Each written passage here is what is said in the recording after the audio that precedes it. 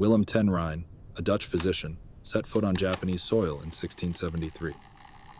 For 5 years, he lived in seclusion on the island of Dejima, diligently studying the language and immersing himself in local customs. Crucially, he became the first European to gain access to the world of traditional Japanese medicine. He didn't merely observe, he systematized knowledge, described methods, and meticulously studied the points of application. His work, later published in Europe, proved to be a revelation, introducing the West to the mysteries of acupuncture and moxibustion. This was no sudden epiphany, no isolated breakthrough by a lone genius. It was the result of painstaking work, trusted relationships, and deep cultural exchange. True scientific discoveries rarely occur in a vacuum. More often, they are born at the intersection of cultures. It was through such an exchange that the West first learned of the East's millennia-old wisdom. At the same time, on the other side of the world, European medicine presented a vastly different picture. It was shackled by ancient dogmas, with the authority of Galen and Hippocrates, who had lived a millennium and a half earlier, remaining unshaken. New ideas were rejected, and practice was based not on observation, but on centuries-old misconceptions. Physicians often did more harm than good. Their instruments were crude, and their knowledge of the human body was meager. Wounds were cauterized with red-hot irons or boiling oil, and surgeries were performed without anesthesia, turning them into torture. Bloodletting was considered a panacea for all ailments. Physicians observed pus in wounds and called it laudable, believing it signified the body was cleansing itself. In reality, it was a sign of deadly infection. Hospital mortality rates were catastrophic. 1 in 3 patients died. The world of European medicine was one of suffering and ignorance, desperately in need of fresh perspectives and new approaches. But the path to them was paved with centuries of resistance and fear of the unknown. This was a time when salvation often came not from science, but from a miracle, or from sheer luck. It was into this Europe, where medicine was often synonymous with torture, that Willem ten Rhijne was born and educated. He came into the world in 1646 in Deventer, Netherlands. His path to medicine was typical for the era. He studied at the renowned Leiden University, one of Europe's leading scientific centers, where he delved into the works of Galen and Hippocrates, anatomy, and pharmacology. He was a diligent student, but his inquisitive mind couldn't help but notice the obvious. Practice. That's what set him apart from many armchair scholars. The young Dr. ten Rhijne worked in hospitals. He witnessed firsthand how crude instruments mutilated flesh, and how wounds that should have healed festered and proved fatal. He saw patients promised recovery wither away in agony. Bloodletting, cauterization, useless herbs, none of it worked, or worse, hastened death. He didn't just observe, he felt helpless. He saw the falsehood in dogmas that hailed pus as a sign of cleansing. He understood that knowledge passed down through generations was not only unhelpful, but actively harmful. This was not merely a crisis of faith in medical doctrine. It was a crisis of ethics and reason. He could not reconcile himself with the fact that physicians, tasked with saving lives, were becoming unwitting executioners. His education provided a foundation, but practice shattered his illusions.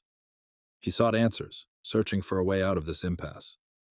This quest for genuine knowledge and true healing set him apart from most contemporaries, and led him down a path that seemed insane for a European of that era, a journey into unknown Asia. For 5 years on Dejima, Willem ten Rhijne embarked on his most significant work, dedicating himself to meticulous labor. Within the isolated Dutch trading post in a closed Japan, he didn't just study the language and local customs. He systematized knowledge that had previously been inaccessible to Europeans. He was the first to receive permission to observe Japanese physicians at work, witness their methods, and record every detail. He saw how they used moxibustion, a heat treatment method that targeted specific points on the body. He meticulously described these points, their locations, and the ailments for which they were used. His records were detailed, scientific, and free of prejudice, collected like a treasure, understanding their immense value. But one day, he encountered a problem that threatened to halt his research. Supplies of wormwood oil, essential for moxibustion, were running low, and the ship from Europe was delayed. Patients continued to arrive with ailments that European medicine could not cure. The European methods he so criticized, bloodletting, crude surgeries, were unacceptable to him here, on Japanese soil, where he sought true healing. He faced a choice: cease treatment or find an alternative. It was then that Rhijne made a decision that would forever change his understanding of medicine. He recalled another method he had seen Japanese healers use, a method that seemed even more improbable than moxibustion: acupuncture. Thin metal needles, inserted into the very same points as those used for moxibustion. It was a step into the unknown, but desperation and the thirst for knowledge pushed him to experiment. A man suffering from unbearable migraines was brought to him. The pain was so severe he could neither eat nor sleep. The European physician took a deep breath. He took up the delicate needles his Japanese colleagues had left for his study. With the concentration of a jeweler, he carefully, almost imperceptibly, inserted one needle into a point on the patient's head, then a second, a third. There were no cries, no blood, only the barely perceptible movement of the needle penetrating the skin. He watched, minute after minute. After 10 minutes, the patient sighed deeply. His strained face relaxed. The pain that had tormented him for hours began to recede. 15 minutes later, the man was able to open his eyes. He offered a faint smile. The headache was gone. This was no miracle. It was a visible, tangible result. Immediate. Effective. Without pain, without blood, without dubious concoctions. Rhijne saw more than just the alleviation of suffering. He witnessed a precise, calibrated system at work, capable of restoring balance to the body. This was knowledge that did not exist in his world, and he was the first European not only to witness it, but to begin to understand its principles. The result was evident. The patient breathed freely, and the headache, which had recently been agonizing, had vanished. This demanded immediate study, repetition, and analysis. He could not afford the luxury of doubt. He could not ignore what he had witnessed. He began to apply acupuncture again and again, observing, comparing, and recording. Each case became part of his growing archive: an ailing joint, a chronic cough, neuralgia. He saw how delicate needles, inserted into precisely defined points, initiated the healing process. This was not magic. It was a system. A system based on millennia of experience, now confirmed by his own European eyes. His own experience, gained in Leiden and European hospitals, now seemed like savage barbarism. How could he return to bloodletting, to cauterizing with red-hot irons, to useless concoctions? Here, on Dejima, he had not merely found a new method. He had gained a new understanding. An understanding that the human body is not merely a collection of organs, but a complex, interconnected network, and that illness is a disruption of balance within this network. European medicine battled symptoms. Japanese medicine restored harmony. He knew he had to share this knowledge with Europe. But how? How could he convince a world mired in Galen's dogmas of the efficacy of an unknown method? Only with facts. Only with impartial, scientifically grounded descriptions. He didn't just write, he drew. He created detailed anatomical maps, marking each point, describing the methodology of needle insertion, depth, and direction. He was, in effect, creating Europe's first textbook on acupuncture. Every line, every drawing was a tool for overcoming ignorance, a tool for transmitting knowledge. He was translating Eastern wisdom into the language of Western science. His willingness to discard everything he had been taught, his courage to acknowledge the fallibility of European approaches. This is what set Rhijne apart. He did not cling to authorities. He trusted only what he witnessed with his own eyes. He was a practitioner, and it was this practice that showed him the way. He was not afraid of mistakes, but learned from them. Learned from the errors of European medicine and from his own observations. And through this, he opened new horizons. His work on Dejima became more than just scientific research. It became an act of intellectual courage. He was prepared to present to the world not merely a new healing method, but an entirely different perspective on the human body and its recovery. A perspective that refuted centuries, old dogmas built on fear and misconception. Rhijne didn't just collect data. He built a bridge between two worlds, between two paradigms, and this bridge was built upon a foundation of pure experience and undeniable results. Upon his return to Europe, Willem Rhijne immediately proceeded with the publication of his work. His extensive book, Dissertation on Japanese Medicine and Botany, was more than just a scientific report. It was a challenge. A challenge to the foundations upon which all European medicine had been built for a millennium and a half. He presented to the world not merely a description of Eastern methods, but detailed maps of points, principles of action, and case histories with visible results. He effectively offered European physicians an entirely different path to healing. The reaction was predictable. The world of European physicians, professors, and academics rejected his work. They lived in ivory towers built on the dogmas of Galen and Hippocrates. Their knowledge was sacred, unshakable. And then some Dutchmen, returning from unknown Japan, claimed that illnesses could be treated with thin needles or smoldering herbs, without bloodletting, without cauterization by red-hot iron, without complex surgeries. This was more than just heresy. It was an insult. Accusations immediately poured in. Witchcraft, some cried. Charlatanism and deception, others echoed. These are barbaric superstitions, unworthy of a true scholar's attention, declared the most authoritative minds. They saw no scientific method in it. They saw a threat to their status, their knowledge, their power. If Rhijne was right, what then of their centuries, old textbooks? Of their complex, often meaningless procedures, of their reputation? Their arguments were simple, based on the lack of a rational explanation from the perspective of European anatomy and physiology. How could a needle inserted into the skin heal an internal organ? This did not fit their worldview, where illness was a humoral imbalance or the result of a curse. They demanded proof that could be understood within their own limited framework. They refused to acknowledge that their framework was too narrow. Attempts to discredit his work began. Some physicians called him a liar who had invented these methods. Others claimed that any patient improvements were merely coincidental or due to self-suggestion. University departments refused to include his discoveries in their curricula. Medical societies weren't even willing to discuss his Japanese tales. It was not just a dispute. It was a battle for minds, a battle for the future of medicine. But Willem ten Rhijne also had supporters. Not everyone in Europe was blind to new ideas. Scholars from Leiden University, where he had studied, some progressive thinkers, and even members of influential families, weary of the suffering and helplessness wrought by European physicians, became his patrons. They saw his detailed records, his precise drawings. They heard his accounts of immediate relief from suffering. They saw in his work not mysticism, but empirical knowledge, substantiated by results. These patrons, possessing authority and resources, defended ten Rhijne from attacks. They organized lectures and disseminated his work, albeit in limited circles. They pointed out that his book was not a mere assertion, but filled with the meticulous observations so valued in the new, emerging science. They understood that truth does not always lie in old books.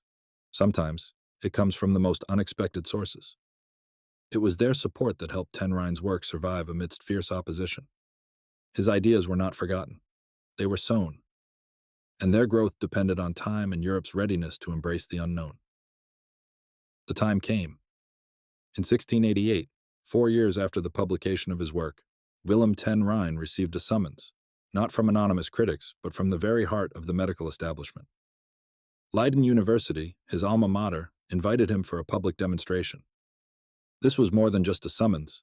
It was an opportunity, a chance to prove himself, or to fall. In the university's anatomical theater, the luminaries of European medicine gathered, professors in their robes, students eager for a spectacle, skeptics poised to witness the Dutchman's humiliation. Among them were his few supporters, holding their breath. The atmosphere was electrified. At stake was not only ten Rhijne's reputation, but the very possibility of change itself. Before them was a man whose body was racked with unbearable pain. Years of trigeminal neuralgia had turned his life into continuous torture. His face was contorted by spasms. European doctors had tried everything: bloodletting, cauterization, opium tinctures. Nothing had helped. The man was condemned to suffering. Willem ten Rhijne uttered not a word. His movements were precise, honed by years of practice on Dejima. He took up the delicate needles, focused. His fingers touched the patient's skin. One needle entered a point above the eyebrow. A second, by the temple. A third, at the base of the jaw. There was no blood. No cries. Only the slight, almost imperceptible movement of the master's hand. The audience watched breathlessly. Minutes stretched endlessly. Skeptics whispered, anticipating failure. But then something happened. The spasm on the patient's face eased. The tension left him. He slowly exhaled, opened his eyes. His eyes showed astonishment and relief. The pain that had tormented him for years had receded. The professors stared, stunned. The students murmured. This was more than just an improvement, it was a cure, instantaneous, ruthlessly effective. Rhijne removed the needles. The patient was able to speak. His speech was clear, free from pain. He stood, took a few steps. This moment became a turning point. Not all dogmatists immediately yielded, but many saw the truth, not in theories, but in the result. The scholars of Leiden, impressed by what they had witnessed, could not ignore the obvious. They didn't just acknowledge his method, they offered him a position, a place where he could share his knowledge. Willem Rhijne became the first European to teach acupuncture at a European university. His lectures drew full audiences. His book, previously rejected, became an object of intense study. Physicians who had called him a charlatan yesterday now sent their most challenging patients to him. His knowledge, brought from distant Japan, ceased to be an exotic curiosity. It became a foundation for a new school of thought. He didn't just open the West to the secrets of the East. He showed that true science has no borders, that knowledge can come from anywhere, and that results are more important than dogma. From an outcast, he transformed into a prophet. His authority was now based not on old books, but on living experience, on the ability to heal, on the ability to offer hope where none remained. He didn't merely change the perception of illness, he changed the very understanding of medicine's possibilities in Europe. Henceforth, the path to healing could lie not only through pain and blood, but also through precision and a profound understanding of the human body. The recognition at Leiden initiated slow but irreversible changes. Treatment protocols, once considered unshakable, began to be questioned. Bloodletting, for centuries considered a panacea, gradually gave way to less invasive methods. European physicians, having witnessed the efficacy of delicate needles, became more cautious in applying red-hot irons or boiling oil. This was not an instant rejection, but a gradual displacement, driven by a new understanding. Pain did not always signify cleansing, and aggression did not always lead to healing. Survival rates, once horrifying, 1 in 3 patients died in hospitals, began to improve. This was not solely due to acupuncture, but to a general shift in thinking. Fewer bleedings, fewer deep wounds, fewer infections from crude instruments, and more attention to cleanliness and minimizing trauma. Mortality from iatrogenic causes, that is, from the physician's own actions, noticeably decreased. Patients who had previously been offered only agonizing procedures now had a chance at recovery, free from excessive pain and dangerous complications. This was the result of abandoning harmful practices, stimulated by Rhijne's demonstration and his call for precision. Leiden University, by embracing Rhijne, became a center of new medical thought. Within its walls, not only traditional texts but also methods brought from Asia began to be studied. This was an unprecedented step. For the first time, European academic medicine opened itself to external knowledge, recognizing that truth could come from sources beyond ancient manuscripts. Anatomy courses were supplemented with lectures on the body's interconnections, moving beyond a purely mechanical understanding. Researchers began translating and analyzing Rhijne's own works, and subsequently other Eastern texts, attempting to find rational explanations for mechanisms of action, such as the impact on nerve endings or energy channels. These institutional changes were fundamental, paving the way for future discoveries. Medical societies, previously closed to anything new, began to hold open discussions about the merits and drawbacks of various approaches. A demand arose for less painful and more effective methods of pain relief, which would, in time, influence the development of anesthesiology and pharmacology. Although acupuncture did not immediately become a widespread practice, it forced European medicine to critically examine its own methods. It showed that healing was possible without aggression towards the body, through stimulating its internal reserves.